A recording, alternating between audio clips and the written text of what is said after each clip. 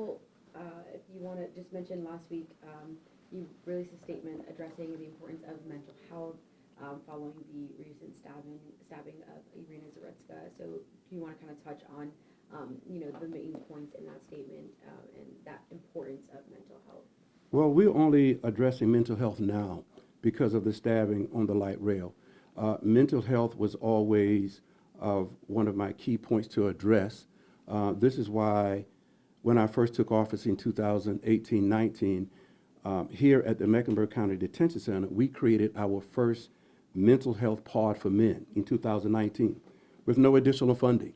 We just created because I saw the need after talking to one of my staff members, but also being a former homicide detective, how many people that I sat across from doing an interview with, or even knowing some of the witnesses that we came across that had mental health challenges. So after that, after 2019, in the middle of COVID, myself and the state of North Carolina came up with what we call the RISE program, and that's Restoring Individually Safety and Effectively. We created that in 2022. In 2025, we created RISE program that we called 5.0. So now the Mecklenburg County Sheriff's Office now takes in 36 other counties, Sheriff's Office individuals who are incarcerated to bring here for treatment. And so we're glad that this incident brought mental health to the forefront, and everybody is concerned about it, but we want them to be concerned about it even more and place the funding where it needs to be and place the resources where it needs to be. So think about it. We are a detention center. We're not a hospital. We are a detention center, but we are acting as though that we are a mental health facility. We need more forensic hospitals. And the reason I'm going on and on about this, because we may not get another chance to talk about it. It has to be a tragic death as this for us to bring this to the forefront. And it is a hot topic, but what do we do after today? And what do we do during the Christmas holidays? What do we do next year? That's what we're concerned. Sure, it's a hot topic now, but it should have been a hot topic long before now. What mental health resources are available at the detention center? Well, we have, if you look at it, and this is why it's so important for us to talk about it.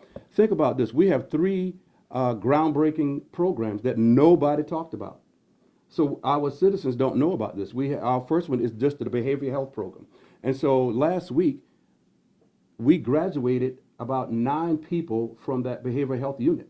So it's just giving them the resources, the rec time, and all of that they need to be productive citizens. And so we have what they call the RISE program now. And it's called RISE because we have found out that our people cannot go to court. And it's called Incapable to Proceed, ITP. So restoring individuals safely and effectively. That is the biggest program that we have. And just think about it, 36 to 39 other sheriff's offices do not have that. And 36 to 39 sheriff's office will send me their resident/inmates to be treated here. So these are programs. If you can look at it, research it, but the program will work, and it has been successful in the past. And this is why the state has asked me, the sheriff of Mecklenburg County, to take care of all of the other 36 to 39 counties that have these challenges. So is Decarlos Brown, what services is he receiving at this time? Well, we can't talk about what services he's going to be receiving, but we're going to allow him to choose them. We can't force him to do anything. They have this conversation. He does an evaluation when he came here. And so we can't force this young man. Again, we are a facility of detention. Decarlos Brown, like many others, needs psychiatric treatment. We are not a psychiatric hospital, but we hold maybe 100 plus of these individuals like him inside our facility. And so as unique as he may be at this moment, he's not unique to us because we deal with this each and every single day. We love the way it's being highlighted now, but what do we do in the future? This is good, but does the people in Raleigh hear us? No. Does the people living in Charlotte hear us? No. We house these people like him each and every day. Believe it or not, we have probably 100 more people inside the detention center at this moment, much severely than he is. But he is housed in a detention center. Is he cooperating with having his meds and any other type of treatment? We can't get into what he's doing and what he's not doing. We are going to connect with him and try to provide him the best treatment that we possibly can. I understand that he is in protective custody. What additional security measures are being taken? No, we're caution of him. If he's suicidal thoughts, we go all going to take care of that. This is normal for us. This is nothing new to us. It's nothing outstanding to us because this is what we deal with every day. It's just highlighted because of where it happened and the nature's happened. We deal with him. We deal with individuals like him on a daily basis, and people who are much more violent than he was. How long will he be in protective custody for? Well, we don't know that. We don't know because of his behavior. We don't know that. You mentioned, having several people like him or worse. Do you think that there's a need for a larger facility, and do you think that the resources should start at a more juvenile age? If you maybe want to touch on that. Well, let me first say this. You can walk down Charlotte streets and see people with severe mental challenges on the streets each and every day. We overlook them each and every day. They'll call our homeless/unhoused. We see them each and every day. Went to an event the other night, absolutely wonderful event for the Supreme Court Justice. A individual was walking in the street, no shirt, pants on, and you can tell he didn't have any undergarments, no shoes or nothing. That person needs help. We can walk around the streets of Charlotte every single day and see these people. But until they commit a crime and become nationally known, then we want to do something. But what are we going to do after today? We can walk down the street of Charlotte anytime and see people.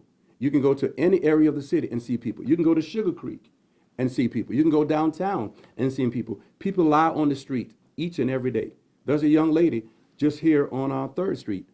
We know that she has challenges. We can look at her and see she has challenges. Who is going to that person to give them challenges? When we talk about our youth, of course our youth needs it. Why? Because they are subject to community violence each and every day. They're subject to just violence trauma situation each and every day. Why? Because this is the climate and atmosphere that they live in. Well, how can they get better? Well, it takes the community. When I said that it was the community fault and Dustin Hall and Raleigh twisted around, the community is everybody. But we want to point the finger at just one person. No, we all are responsible. Nobody can say, I did all of this and it was correct. We can drive around Charlotte and see that we need to take care of our unhoused, our homeless, and our mentally challenged citizen. But only when they take someone else's life or commit a heinous crime, then we bring that attention. It should start way before that. Our kids right now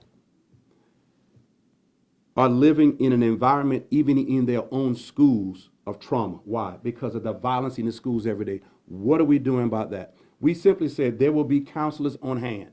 I can tell you this, that is not going to work. Why? Because I've went to the schools after these shootings and watched kids never go into that library and connect with that staff. So we have to do more. We have to do more. Yeah, so with this high-profile case, are things happening that should be happening? Are conversations, is anybody listening? Well, what are we doing now? The conversations, they will have conversation, I can tell you. They will have conversations. They will have what we call the talking heads. And so they're going to have the prominent names to sit on the panels and talks.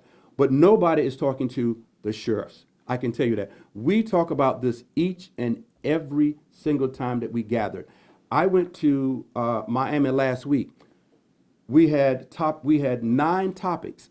6 of those topics, or maybe 4 to 6 of those topics, was about mental health. And what are we doing? And how are we doing it? But the responsibility is now placed on the shoulders of the sheriff. The reason I created it in 2019, because I saw the need and understood the need. And we took care of that need. It was so great that the state of North Carolina came to us and says, will you try another program? Which we did. That program was successful also, and it's called the RISE program.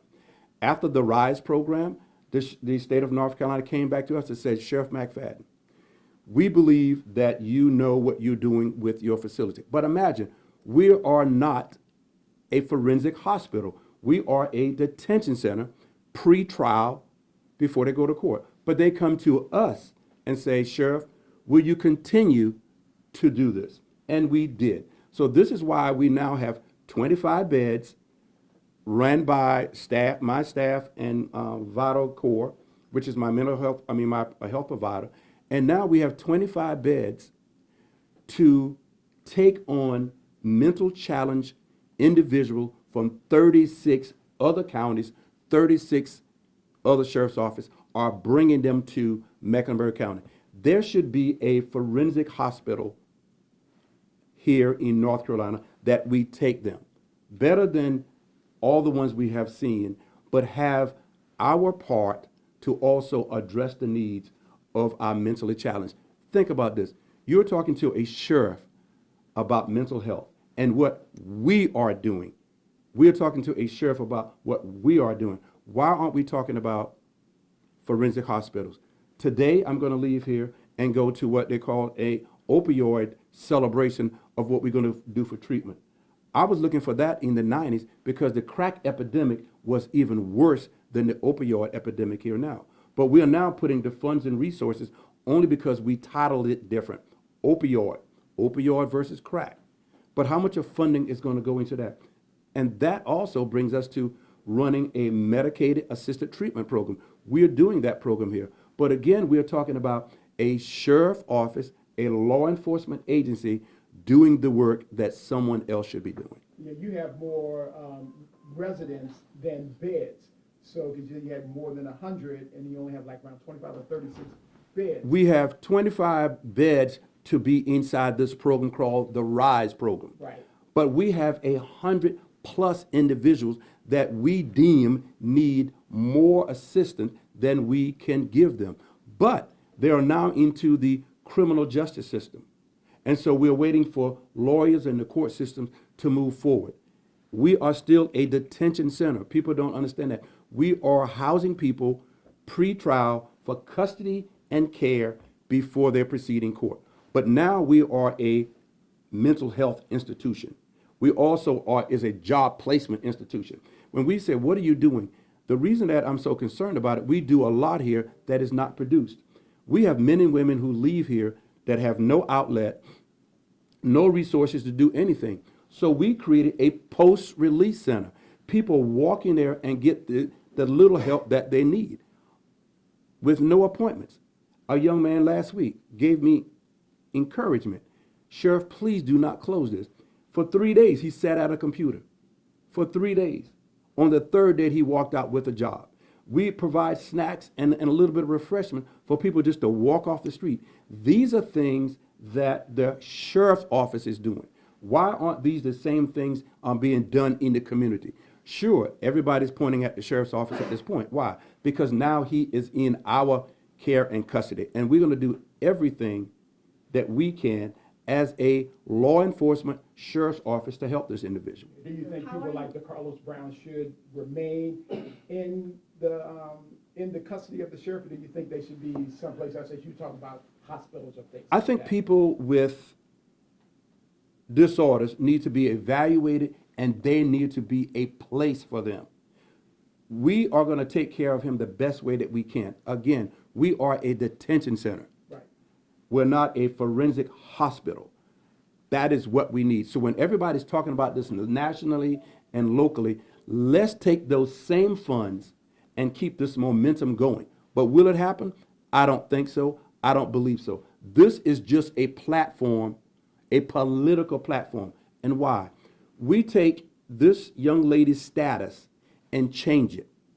We're not saying the word immigration anymore. Now we are saying refugee. Well, which is it? We're saying that she comes from a war-torn country. Well, the other people who we see as immigrants coming from a country of violence also. We play a word game with this. And that's why it's so disappointing to us, because it falls back on our shoulders to try to correct it and try to open your eyes. Immigration or refugee, okay? We're talking about mental health or criminal. So we're talking about somebody who is criminally charged, but now we're talking about mental health. We should be able to take this person into our custody, but have him to go somewhere else. But luckily, in this facility, we do have the RISE program, and when people are released, they can go to our post-release center for help. Why don't we have a post-release center out into the city? Why don't every city have a post-release center to help our individual? We don't.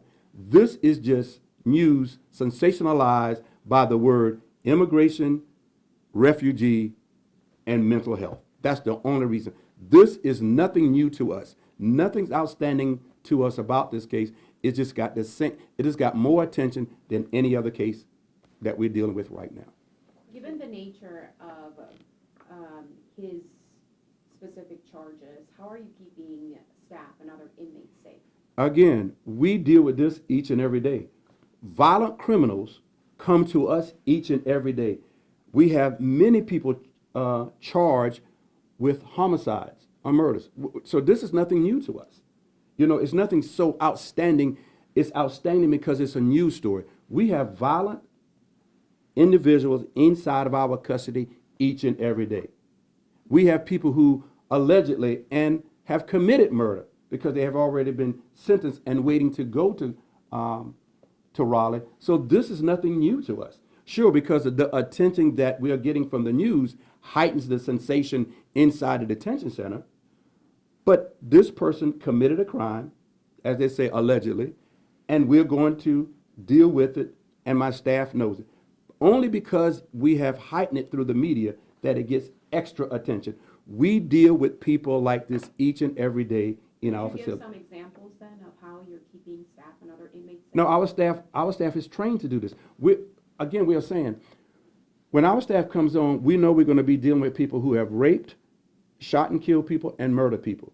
So, of course, because we have, since the media has brought this to attention, it even heightens the individual that we call residents and inmates to look at him. But people come inside this detention center every day charged with murder, charged with rape, charged with robbery. So it's nothing new. It is that because of the media attention, it sensationalized his presence in our detention center. But with someone with schizophrenia who alleges that he hears voices and things like that, how do you treat that person different than, than... Again, inside our detention center, we have over 100 people that potentially hear voices. Think about what do we do? What is the city going to do about the people who we clearly see hear voices on the street every day that we're walking around, nobody reports them. We simply pass them by, laying on the sidewalk. We hear them talking to themselves. We see them near the restaurants begging for money, and we do nothing about that. We hear those same people who hear those voices are on the streets. Only when they commit a crime that we will now target that person. The same people that hear voices in the Mecklenburg County Detention Center are some of the same people who have been hearing voices on the street. There's probably more people on the street today are hearing voices that we are doing nothing about. We are simply having conversations.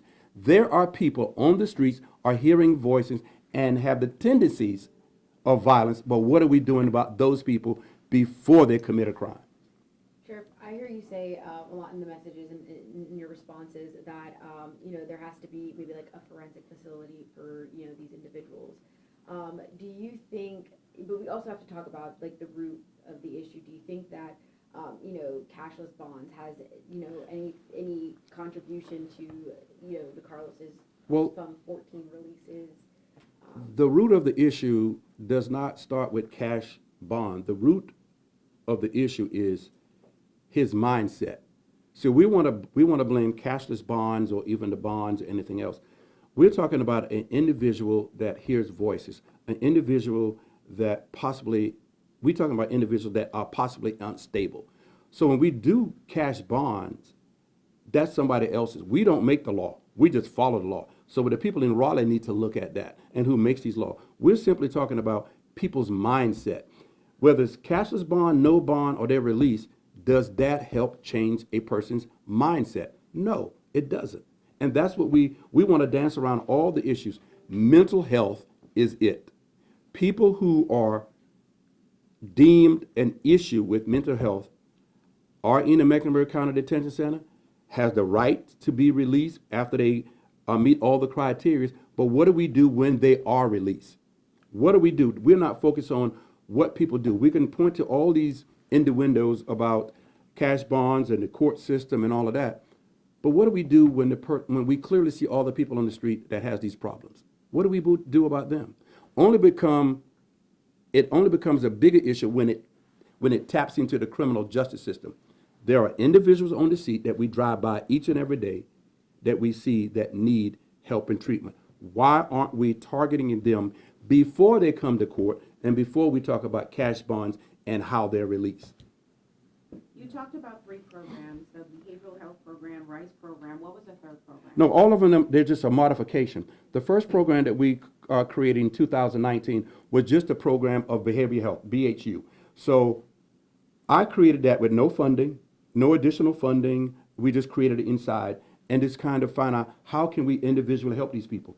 Believe it or not, the story should be this. It was North Carolina's first behavioral health pod with no funding. Did anybody look at how that was addressed? No. Did we look at the setting of how it was done? No. All right? So then we created the RISE program. Imagine creating a program in the middle of COVID. Never forget it. In the middle of COVID and fighting COVID.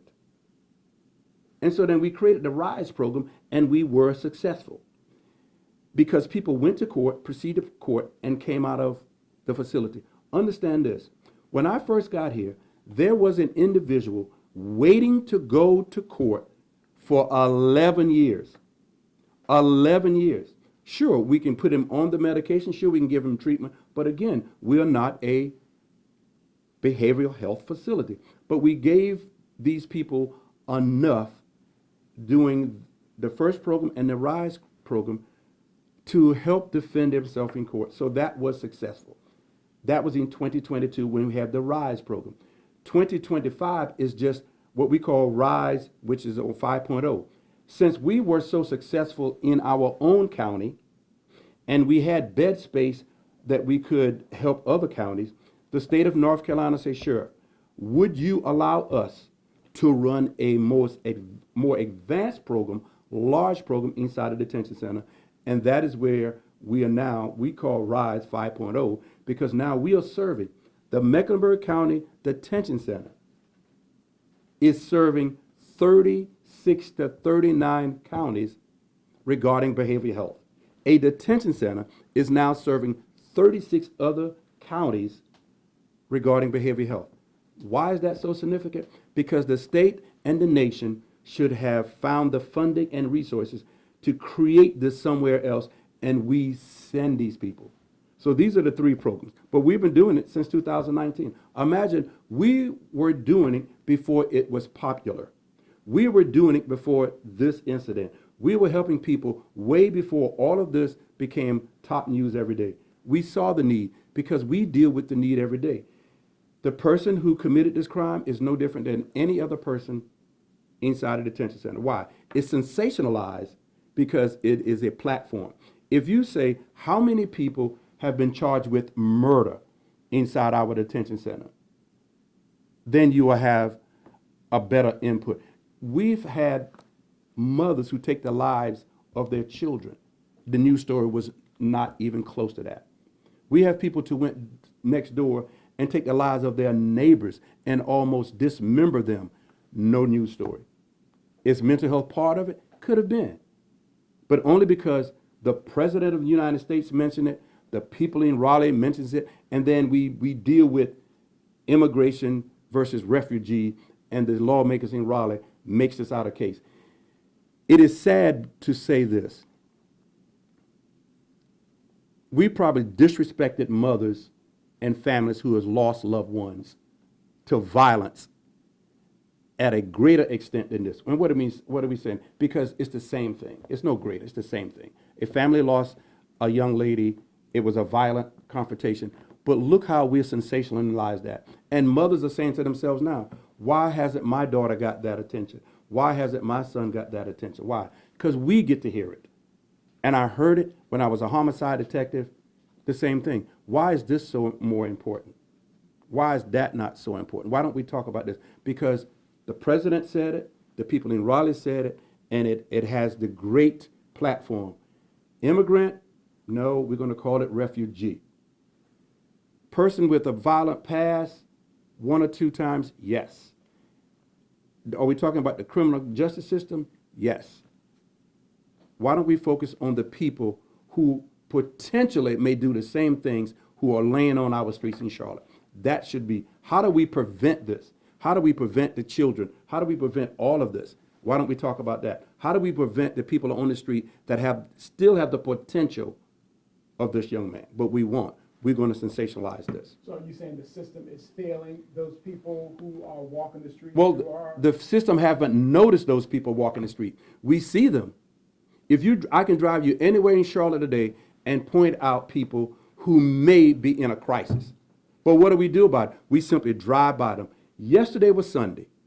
I guarantee you this. We drive by many people going to church. And we praise God and we said that, you're blessed. But do we bless the children on the streets who need help? No. We simply drive by them until a crime is committed, and then we sensationalize it. And then we allow the media on national to sensationalize it, so we feed off of it. This is not the last time. And why do I say this? Because I have been doing this job 44 years. I have been doing homicides for 22 years. Nothing is new about this. When we say, what are we doing differently? We're going to treat everybody with dignity and respect and humanity inside our detention center. Yes, because the media sensationalized that, we have to look at him a little differently, but he goes through the same treatment that everybody else is getting. This is just sensationalized because we have the words criminal justice, mental health, immigration, and refugee. I'm still going to say immigration and refugee because that is a whole different topic. Because the people who were talking about immigrants and degrading them and saying everything now has reclassified the word as refugee for their advantage and for their platform. Why? I know with the criminal justice, innocent until proven guilty. So I just want to know, with Decarlos Brown, does he still have rights, or does someone supposed to come and assign him to make sure he's, getting treatment and everything that Mr. Brown still have his rights. He will have an attorney, public defender. Public defender is just an attorney, just working for the public defender's office. So he will go through the same thing. And see, this is why I'm saying, for the criminal justice system, for the detention center, the public defender's office, and the district attorney's office, we see hundreds of these cases every day. Yeah. Because it's sensationalized and because it has the media attention, sure, we have to be careful of what we say and what we do, but it's no different. Again, it is a disjustice to a lot of mothers and families the way that we are classifying this, because their families want the same justice.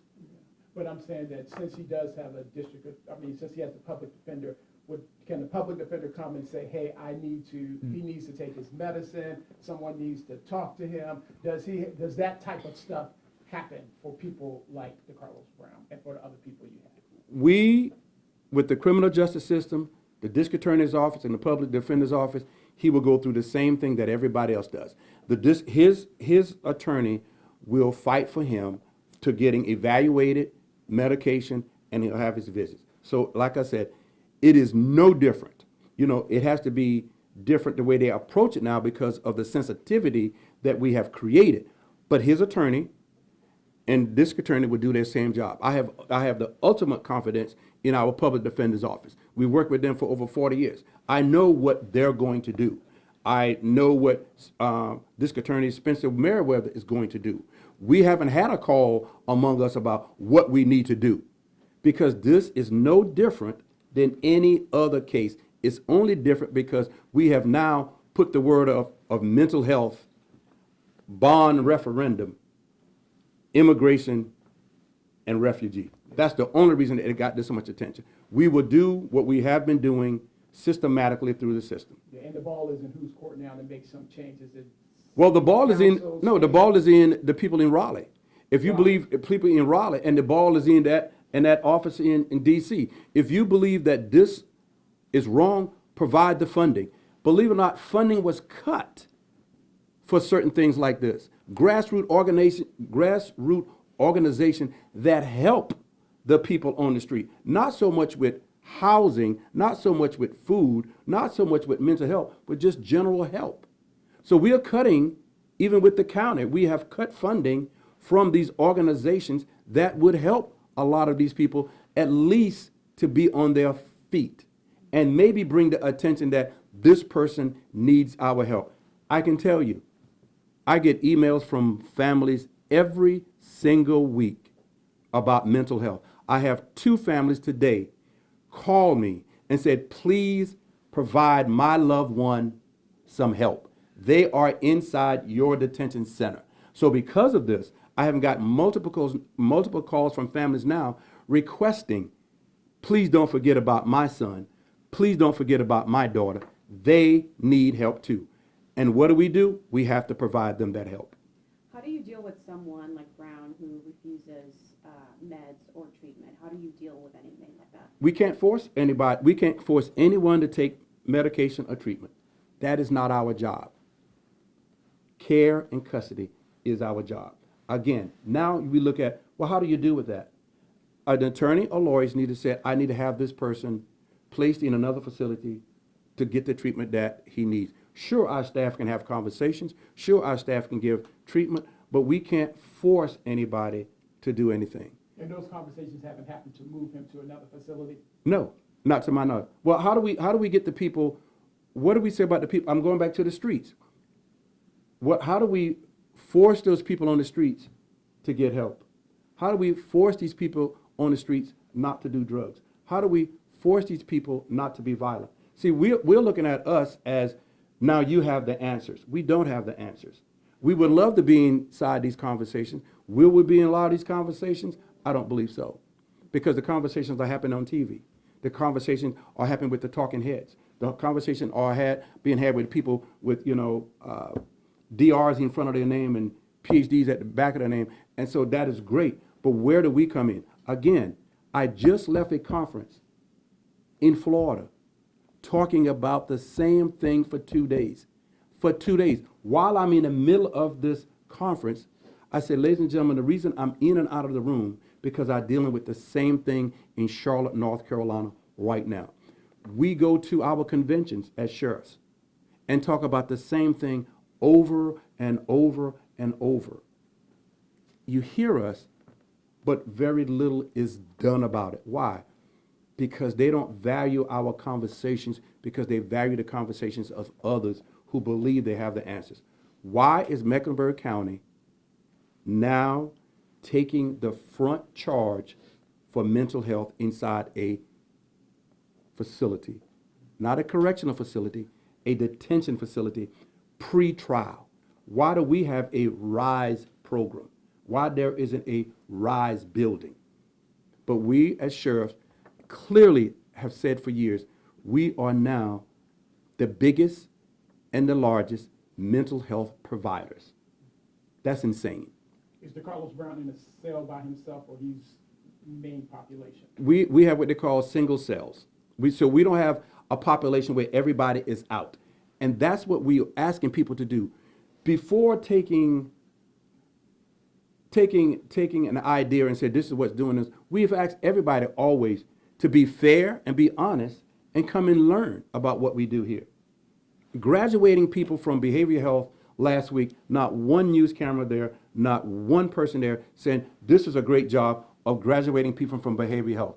Even the family says, thank you, Sheriff, for providing this. We have these graduations at least 4 times a year where we're taking people with challenges and move them forward.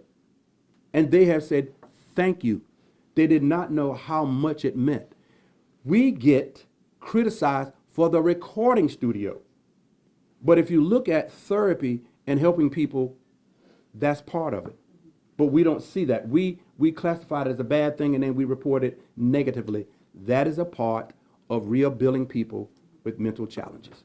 And you said there are about more more than 100 individuals who are like Mr. Brown? No, not like Mr. Brown. Let me say this. There are 100 individuals that we have determined that need some type of behavioral health treatment. Okay. At And what least. is the total population of the detention center?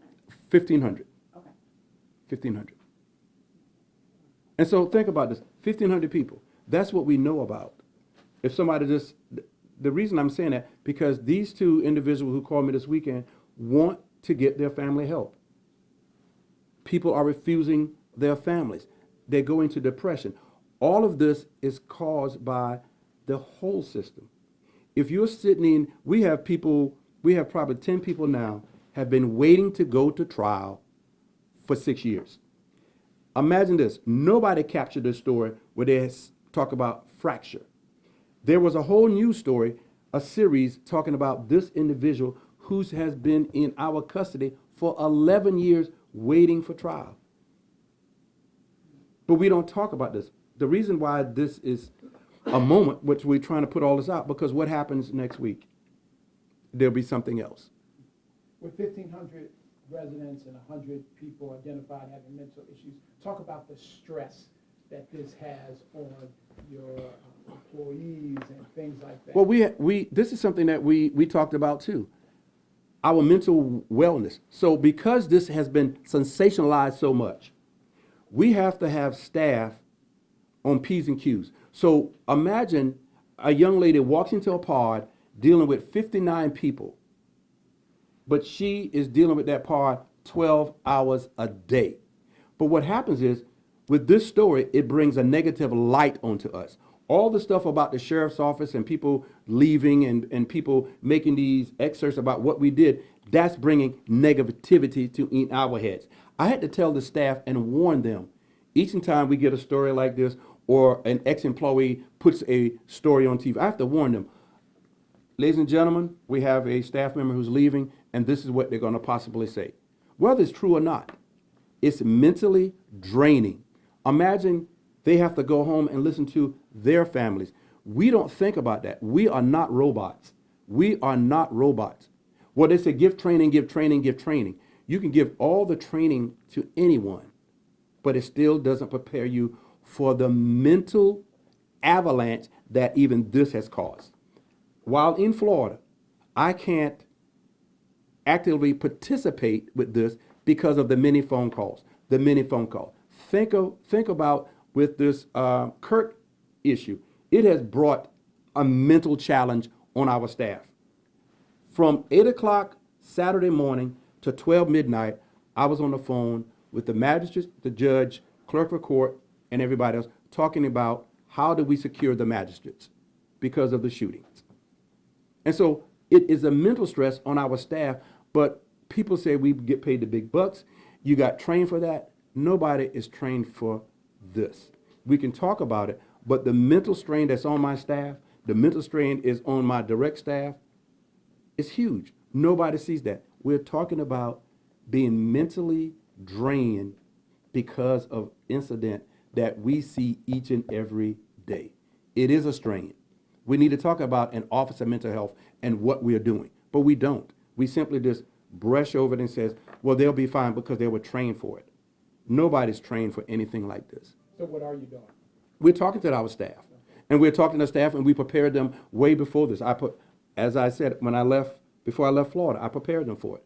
We're going to get a lot of attention. Make sure that we're doing this. Make sure that the staff recognize that there's a lot of attention on him. He is a regular resident for us, but he's not a regular resident for the public. So then we have to be more sensitive in watching him. Besides magistrates, are you providing protection to any other officials? No, we're just modifying how we take care of the magistrates because they are also afraid. If you think about this, the Kirk shooting has traumatized America.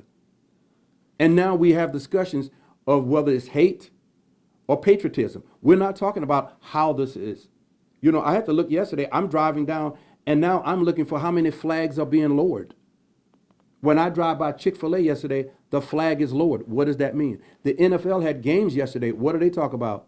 Well, are we going to celebrate Charlie Kirk, or we aren't going to celebrate Charlie Kirk. We have people being fired. We have people being fired because of comments they made. Comments are made about everybody else. Nothing's ever said. And so then what are we doing? All of this brings mental stress on our nation, mental stress on our staff. We have people now walking the street. Everybody's living on the edge in a world of uncertainty. But we don't see that. The conversations I've had, one of the biggest conversations I've had besides mental health, we are now classifying this young lady as a refugee. Why aren't those who talked about immigration say the same thing about her? I don't have that answer.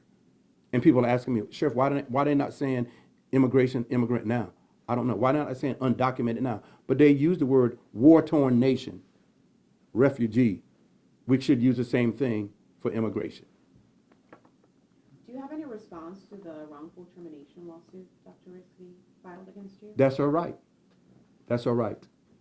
I don't have that privilege to speak openly about it. I don't have that privilege that all of these people had. I wish I had.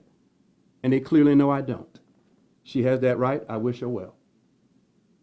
And just elaborate on the magistrates. What were you talking about, their security? Their safety, because of the heightened situation about, it's the magistrate's fault for letting him out. It's the magistrate's fault for releasing him. Letting Mr. Brown out? Yes. Okay. It's the magistrate's fault. So then what happens is you sensationalize it by doing it, and then all of a sudden now they're scared. But with the Charlie Kirk, it makes it even worse. Sorry. Yeah. But there are no other elected leaders. Everybody's scared. Yeah, okay. Because, let me say this, everybody is on edge. Why? Because as elected officials, including myself, we have very few times that we can express our concerns.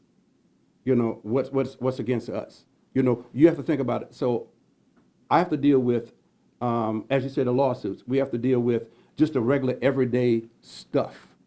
Nobody's talking about how many people being evicted out of their home today. We evict 200 people out of their homes every single week. Nobody talks about that. Is that mental stress? That's mental anguish? Why does the person rob the store? Maybe he wants to feed his kids. Or, well, he should have get a job. Well, does he have ability to get a job? All of these things that we talk about, but we don't dig deep enough in it to help solve it. Great leaders solve problems. Great leaders solve problems. Greater leaders solve the problem that caused the problems. We just want to be greater leaders. But we have to deal with so many different things at one time. As you say, I have to deal with the comments in the media. Totally unfair. Absolutely betrayed. Disloyalty to the utmost. But I can't say what the conversation I had with any of them. Imagine holding that in. Imagine holding how many conversations have I had here with these people. I give them jobs. I allow them to work. I give them grace, but I can't say anything. Then we're talking about immigration. Can't say anything. And we've never talked about our personal life, of how many law officers who lose their life. We're not talking about the Cornelius officer that lost his life the other day. We're not talking about him. We're not talking about the person who lost their life in Atlanta. We're not talking about them. We're not even talking about my detention officer who lost his life. We don't even know his name. But we have to deal with that all in this side, the agency. And I still have to lead this agency, which I'm happy to do each and every day. Because for me, I prepared for all of this because it's nothing new to me. It's the same thing. It's the same clique. It's the same sensationalized media that we always get. We can't talk about the lawsuits, but I have to deal with that privately and personally with my staff. People say things that hurt them. Most of the time, you see what happens with this for the very first time, it affected my family. It affected my family. Why? Because my wife, for the first time, I allowed her to invest into the future of this agency. And she was betrayed, and her loyalty and trust was broken for the very first time. So we have to deal with all of that. Is that mental? Is that stress? We deal with it every day, but we won't. We just do what we need to do and move on. But we are happy to serve, going into my 45th years, and I'm going to continue to fight for those who can't fight and be for the voice of the voiceless. and continue. Think about this. We're going to do this story, but how many people that we pass on the streets today? Not saying that the people on the streets are the potential to cause violence. There's a young man in Utah decided to take a person's life. Who dealt with that? Did anybody see it coming? No. So it's not only the person who's lying on the street and unhoused and homeless. Here is a young man out of nowhere, on nobody's target, on nobody's radar, caused this much of pressure in America with a single shot. We haven't think of it like that. Here's a man who's going about his day. And if you talk to all the families, nice family, nice guy. And then you're going to do all the accolades of how great he was and what he was doing. But in his mind, his mental capacity, I have to take somebody's life. Think about that. Is it any different than Mr. Brown? Something to think about. Is it any different than Mr. Brown? Here's a man lie in wait, premeditated. Why? To be on a building, to take that shot one time and take a man's life. We look at this, we want to say, what provoked him? Wonder if this man heard voices too in Utah. But we're not talking about that. Nobody knows, understand that. Conservative school, conservative platform, conservative family. Why? If you listen to what the governor says, absolutely unbelievable. He wished it was somebody not from here. He wished it was from somebody from another country. That is what the governor of Utah says. Imagine that statement. He wished it was somebody else. He wished they were from someplace else. He cannot wrap his head around it himself. That's the America that we live in now. One last thing, Sheriff, could you provide 3 examples of the training that staff receives to deal with inmates? CIT would be one. CIT would be one. What's CIT? Nobody knows. It's how we deal with, it's how we deal with people in a mental crisis on the street. We also deal with something called ABLE, active bystander by law enforcement. That's 2. And then we go through the general training of how do you react to someone in a crisis, and how do you, if you are being physical with them, how to make sure that you or know that person is hurt. So, we go through training every day. But why is it always on us of what we are doing? Why is it not more on what the community is doing? Why is it not more on what the lawmakers are doing? Why is it always pointed at law enforcement, who gets very little resources? What we should be saying, Sheriff, what are the 3 things that you did to help alleviate the crisis of mental health in our city? 2019, 2022, 2025. Why? Because we overlooked them. What do you do about people being released out of the detention center? Nobody else did anything. So what did you do, Sheriff? You created a post-release center. Nobody sees that. How do you help people get back on their feet? There's a coffee truck that sits in front of the courthouse 3 times a week. How do we do that? We provided him an avenue to be better. Our recidivism rate was 21 to 29%, nowhere near the national average. How do you do that?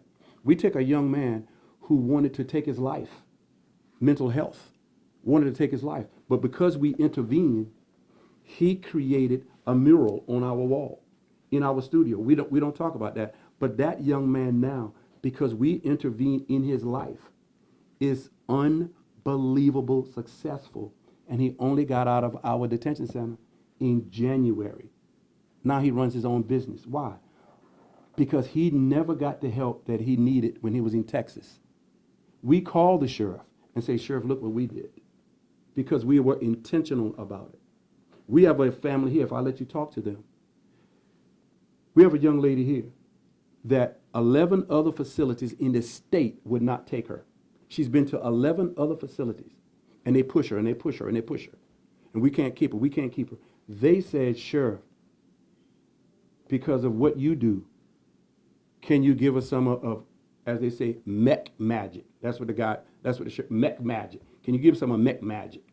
And I told my staff, this is a challenge. This is a huge challenge, but we'll take it on. That young lady graduated from one of our programs, Dress for Success. I didn't know who she was. And when I approached her with humanity and respect, and I said, you are not one of my originals. She says, no, I am from the county. And I said, oh my God, you are her. I have a picture of her, me and her standing together. We are not consistent and we are not intentional about what we do here. And until we get to that part, we're still going to have these things to go on. Think about it. We can recognize the people on the street, but why didn't anybody recognize the signs of this young man who takes a man's life in Utah? If we want to talk about Charlie Kirk, why wasn't he on somebody's radar a target? Because we are not intentional, we're surface minded, and we move from there. And why we're talking about this so much, because we are not going to get another chance like this until another major crisis happens in America. Then we get to talk again. And what happens after that? Nothing. Until we do it, we're going to continue to have these. The shootings at schools, have we talked about that? Our children live in fear each and every single day that they go to school. That's mentally draining. A pop scares our kids. A pop scares our kids.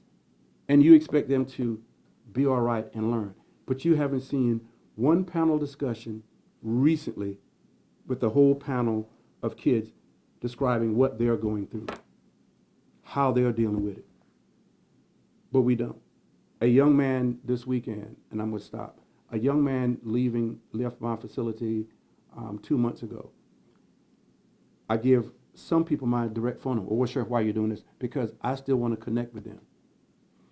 He wanted to visit his sister's birthday party for the very first time after being in prison for years. And I helped him get to the birthday party. It cost me $10. And you know what he said to me? Sheriff, you're incredible. That's all. Now, here's a person who just left my facility months ago, but he says, Sheriff, you're incredible. And that's what we're talking about. These letters here, these letters are from that young man there. 50 years in prison. 50 years in prison. I get a letter from him every week encouraging us to do more, encouraging us to pray. He says to me, our whole pod is praying for you, Sheriff. Why? Because we see what you're going through and nobody else sees it. We understand purely the system because we are part of the system. Nobody goes and talks to them, how could we help you better? What could we provide better? Interview the persons on the street corner or laying in the gutter. Sir, what can we do to help you? How can we help you? What is it that we didn't do that allowed you to be here? One young man came in the other day, and I asked him why he was back. And this is why I said it, no matter what Representative Hall says. I said, man, why are you back? And his word was me to, the community failed me. The community failed me. And we had that conversation. So is it whose failure? Nobody wants to take part of this. We just want to blame everybody. That's it.